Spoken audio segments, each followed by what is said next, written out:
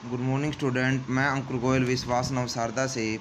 आज मैं बेटा आपको रिलेशंस के बारे में बताऊंगा। कल मैंने आपको एक एक्सरसाइज कंप्लीट करवा दी थी, अब हम करेंगे रिलेशंस। रिलेशन हमारे पास में क्या होते हैं, क्या होता है हमारे पास में, जैसे कि सबसे पहले हमें ये पता होना चाहिए कौन सा हमारे पास में रिलेशन बनता है। जो रिलेशन होता है वो कार्टेशियन प्रोडक्ट का सबसेट होता है। वो क्या होता है हमारे पास में, कार्टेशियन प्रोडक्ट का सबसेट होता है हमारे पास में। तो रिलेशन के अंदर हमारे पास में क्या होगा, जैसे आर कोई भी एलिमेंट ले लिए, जैसे ए 1 2 3 और बी के अंदर एलिमेंट हमने ले लिए 3 4। पहले मैंने इसकी बेटा निकाली कार्टेशियन प्रोडक्ट, ए क्रॉस बी की क्या निकाली मैंने, कार्टेशियन प्रोडक्ट। ए बी की कार्टेशियन प्रोडक्ट निकाली, वो हमारे पास में क्या बनेगी 1,3 2,3 2,4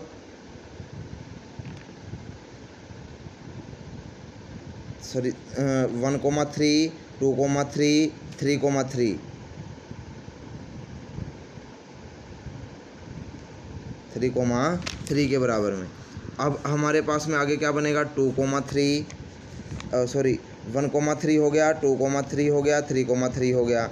अब हमारे पास में क्या वैल्यू बनेगी, जो 1,4, फिर हमारे पास में 2,4,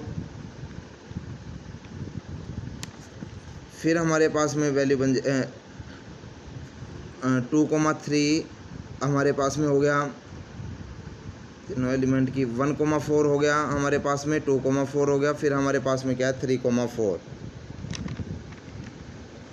ये वैल्यू किसकी हो गई, ए क्रॉस बी की। किसकी वैल्यू आ गई हमारे पास में, ए क्रॉस बी। अब हमारे पास में रिलेशन होता है ना, रिलेशन वो ए क्रॉस बी का क्या बनेगा, सबसेट। रिलेशन क्या बनेगा, ए क्रॉस बी का सबसेट बनेगा हमारे पास में। तो रिलेशन हमारे पास में क्या हो गया, मान लो मैंने ये ले लिया कि भाई R is the relation, R is the relation in which first element is equal to second element।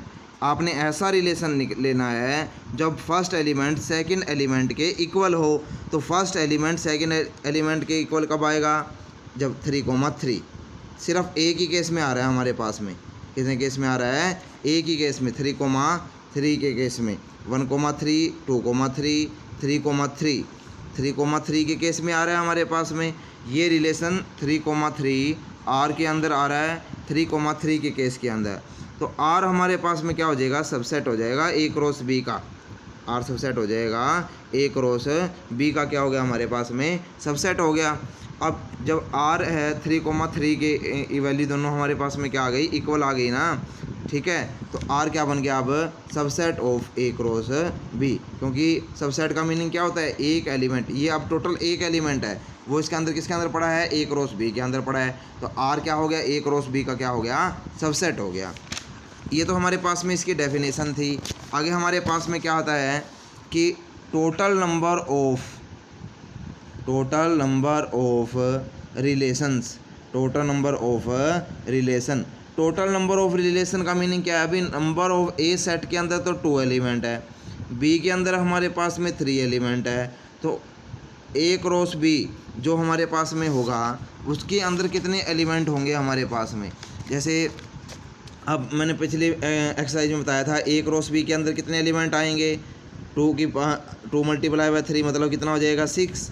2 × 3 कितना हो जाएगा हमारे पास में, 6 के बराबर में। तो नंबर ऑफ एलिमेंट कितने आएंगे, तो नंबर ऑफ एलिमेंट कितने आएंगे 2 की पावर, ये हमारे पास में कितना है 6, तो 2 की पावर 6 एलिमेंट आएंगे। 2 की पावर कितने एलिमेंट आएंगे, 6 एलिमेंट्स किसके अंदर आएंगे हमारे पास में। टोटल नंबर ऑफ रिलेशन कितने आएंगे, 2 की पावर 6। कितने रिलेशन आएंगे, 2 की पावर 6 आएंगे हमारे पास। आगे हमारे पास में क्या है, रिप्रेजेंटेशन। क्या है हमारे पास में, representation. Representation of relation, representation of relation का मीनिंग क्या है कि हम रिप्रेजेंट कैसे कर सकते हैं हमारे पास में। एक तो हमारे पास में वही बात है, रोस्टर फॉर्म होती है, क्या होती है हमारे पास में, रोस्टर फॉर्म होती है, और एक हमारे पास में क्या होती है, सेट बिल्डर फॉर्म होती है। अभी जैसे मैंने एग्जांपल लिया था रिलेशन निकालने का ये वाला, तो इसके अंदर हमारे पास में क्या था कि अगर हम ऐसे लिख देते हैं कि 1,3 3,3 ऐसे लिख दिया मैंने, ये तो फॉर्म कहलाएगी। जब एलिमेंट्स की फॉर्म में लिख रहे हैं ये तो हमारे पास में क्या कहलाएगी, रोस्टर फॉर्म। क्या कहलाएगी, रोस्टर फॉर्म। अगर इसी को मैंने अगर सेट बिल्डर फॉर्म के अंदर लिखना है, इसी को मैंने कैसे के अंदर लिखना है, सेट बिल्डर फॉर्म के अंदर लिखना है, तो कैसे लिखेंगे, R = XY such that X belong to A, X belong to B। X तो A से बिलोंग करेगा और X कहाँ से बिलोंग करेगा, B से बिलोंग करेगा। X A से बिलोंग करेगा, X कहाँ से बिलोंग करेगा, B से बिलोंग करेगा। XY such that X belong to A और X belong to B। X तो A से आया एंड X = Y।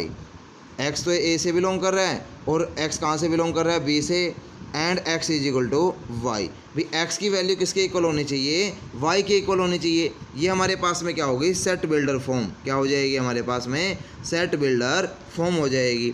आगे हमारे पास में नेक्स्ट क्या है, भाई कौन सा हमारे पास में रिलेशन बनेगा और कौन सा हमारे पास में रिलेशन नहीं बनेगा। कौन सा हमारे पास में रिलेशन बनेगा और कौन सा हमारे पास में रिलेशन नहीं बनेगा। A = कितना है, ABCD, B = कितना है, DE। Which of the following give reason in your spot. अब रिलेशन बनाने के लिए देखो ध्यान से समझना है सभी ने कि रिलेशन हमारे पास में कौन सा बनेगा और कौन सा हमारे पास में नहीं बनता।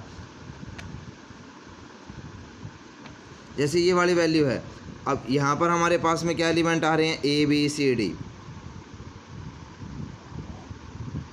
B, और यहाँ पर हमारे पास में कितना है, D। A का रिलेशन किसके साथ में, B के साथ में। B का हमारे पास में किसके साथ में है, D के साथ में। C का किसके साथ में है, D के साथ में। और D का हमारे पास में किसके साथ में है, D के साथ में।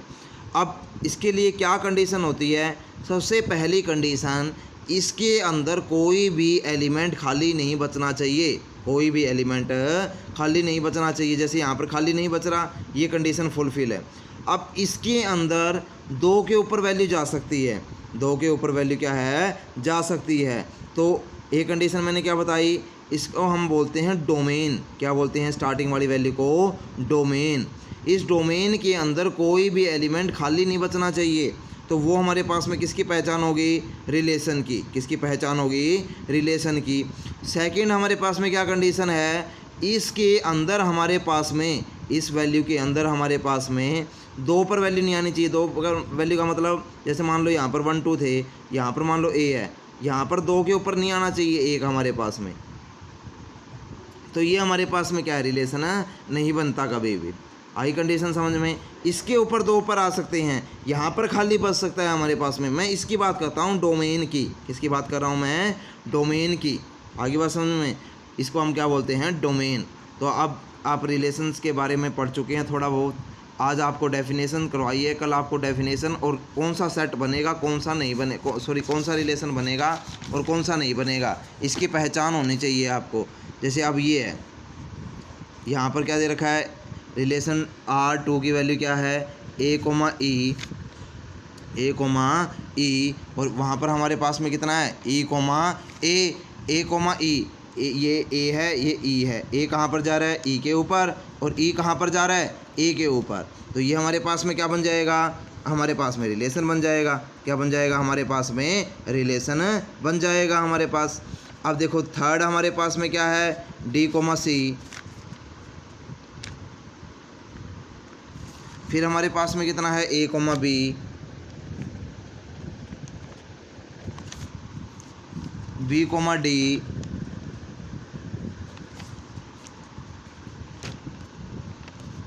C, E,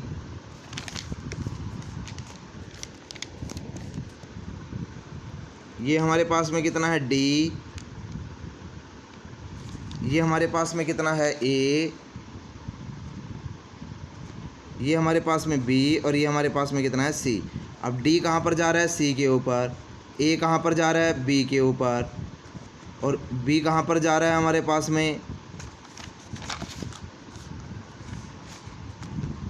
बी कहाँ पर जा रहा है हमारे पास में डी के ऊपर, और सी कहाँ पर जा रहा है हमारे पास में ई के ऊपर। ये हमारे पास में क्या हो गया कि हमारे पास में ये रिलेशन बन जाएगा, क्योंकि वन कहाँ पर जा रहा है, वन एलिमेंट के ऊपर ही हमारे पास में जा रहा है।